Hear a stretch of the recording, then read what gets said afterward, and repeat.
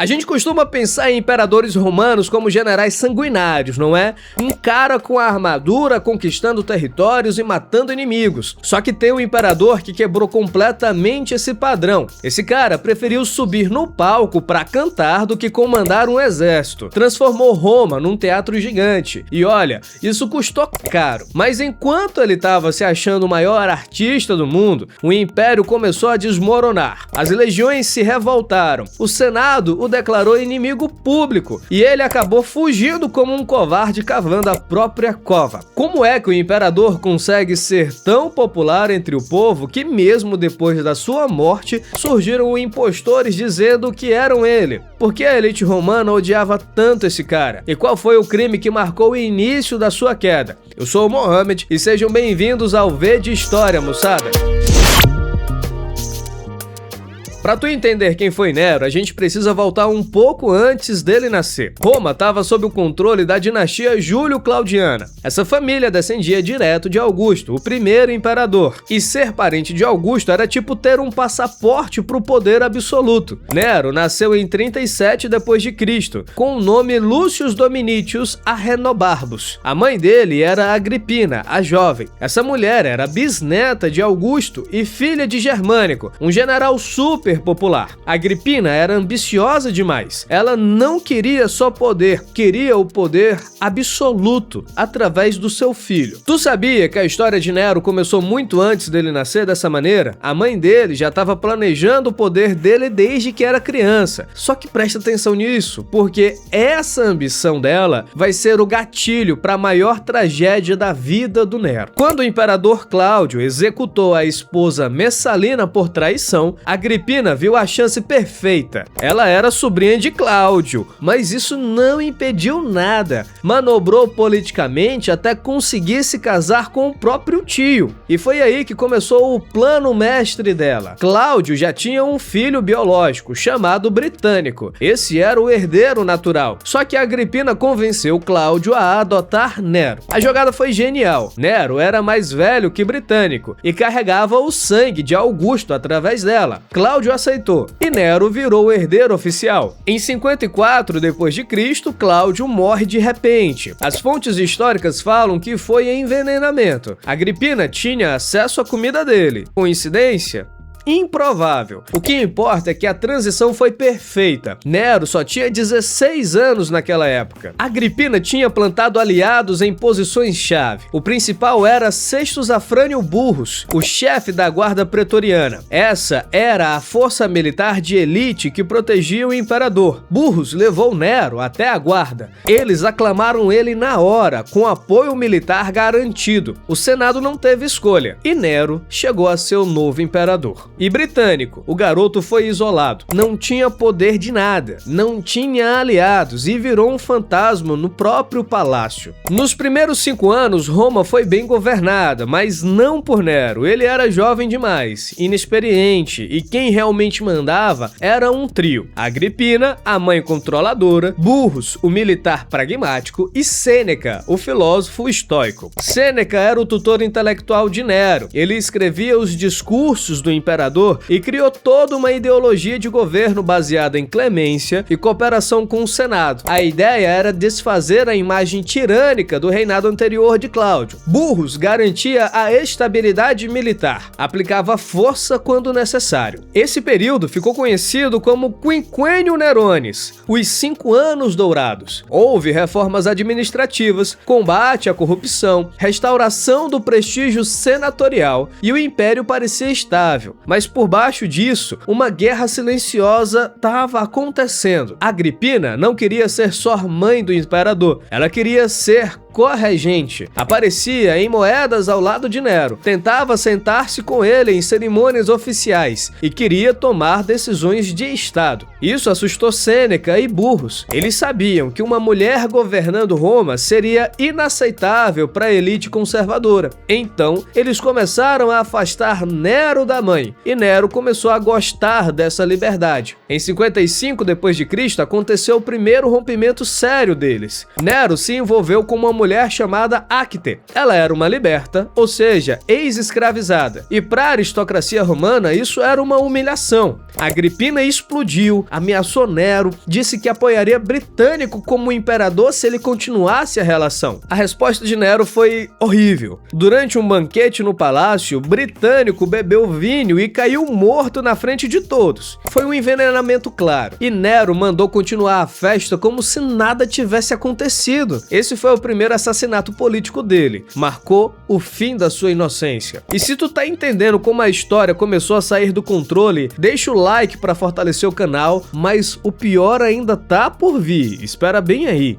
Em 58 d.C., uma nova mulher entrou na vida de Nero, Popéia Sabina. Ela era nobre, ambiciosa e casada com Otto, um amigo próximo do Nero. Popéia queria ser imperatriz e Agripina era o obstáculo. Ela pressionou Nero constantemente e Nero, já cansado do controle materno, decidiu agir. A primeira tentativa foi bizarra, para dizer o mínimo. Olha só, Nero mandou construir um barco com um mecanismo que faria o teto desabar em alto mar. Simularia um acidente. Agripina embarcou. O teto desabou, mas ela sobreviveu e nadou até a costa. Quando Nero soube que ela estava viva, entrou em pânico e não dava mais para fingir acidente. Ele mandou soldados na casa dela e Agripina já sabia o que estava acontecendo. As fontes contam que quando os soldados chegaram, ela abriu a roupa, apontou para o próprio ventre e disse: "Golpeia aqui, onde carreguei Nero", e eles obedeceram. Era 59 d.C. Nero tinha 21 anos e havia matado a própria mãe. O impacto psicológico foi devastador.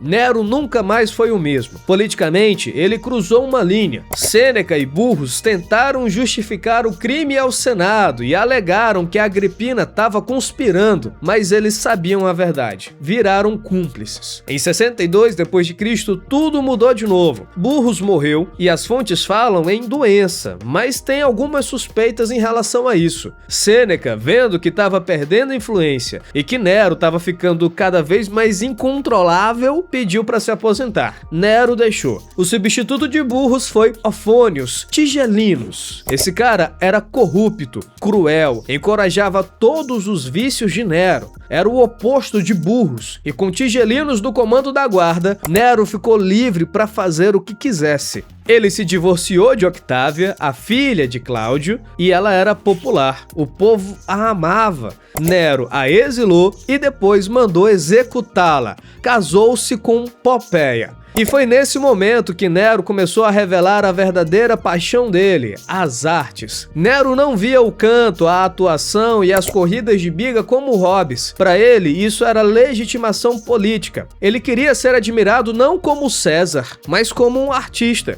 Isso era completamente contra a tradição romana. Um aristocrata romano não se apresentava em público. Isso era coisa de escravizado ou de gente pobre. Mas Nero não ligava. Criou festivais ao estilo grego, como a Nerônia. Organizou um grupo de jovens cavaleiros chamados Augustiniani. Eles eram pagos para aplaudir entusiasticamente todas as apresentações dele. Ele atuava no palco interpretando papéis mitológicos. E aqui tem um detalhe importante. Muitos dos personagens que ele interpretava eram matricidas. Orestes, que matou a mãe Clitemnestra, Édipo, o rei cego e incestuoso. Nero estava usando o teatro para justificar o próprio crime. Encenava tragédias onde o matricídio era necessário, divino, heróico. Era uma forma de se defender publicamente sem dizer uma só palavra. Olha isso bem daqui assim, ó. Nero literalmente usava o palco como arma política. E isso é a chave para tu entender porque ele foi tão odiado pela elite, mais amado pelo povo, que já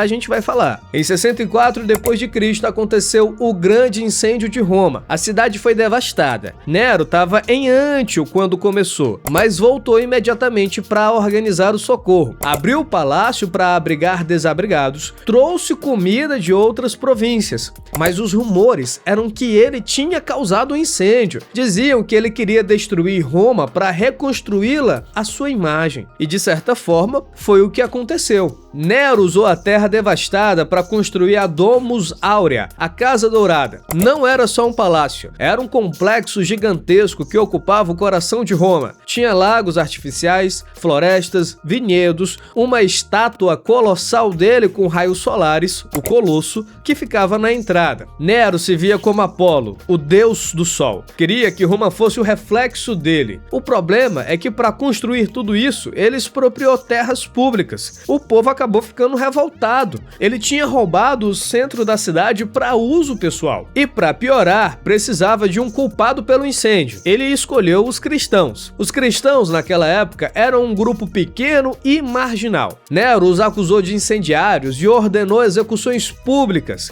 mas não foram execuções normais. Eram espetáculos grotescos. Cristãos eram vestidos com peles de animais e atacados por cães. Outros eram transformados em tochas humanas, queimados vivos nos jardins imperiais para iluminar as festas de Nero. Isso foi documentado, ficou registrado como a primeira perseguição imperial aos cristãos. Em 65 d.C., a oposição explodiu contra Nero e uma conspiração liderada por Caius Calpurnius Piso foi descoberta. Era uma trama enorme envolvendo senadores, cavaleiros e até membros da guarda. O objetivo era assassinar Nero e colocar Piso no poder. A conspiração falhou por traições internas e o terror que se seguiu foi imenso. Nero mandou executar dezenas de pessoas. Sêneca foi forçado ao suicídio. Lucano, o poeta e sobrinho de Sêneca, também. Tarseia Petus, líder da oposição moral no Senado, foi eliminado. Petrônio, o árbitro da elegância, suicidou-se com desprezo irônico por Nero.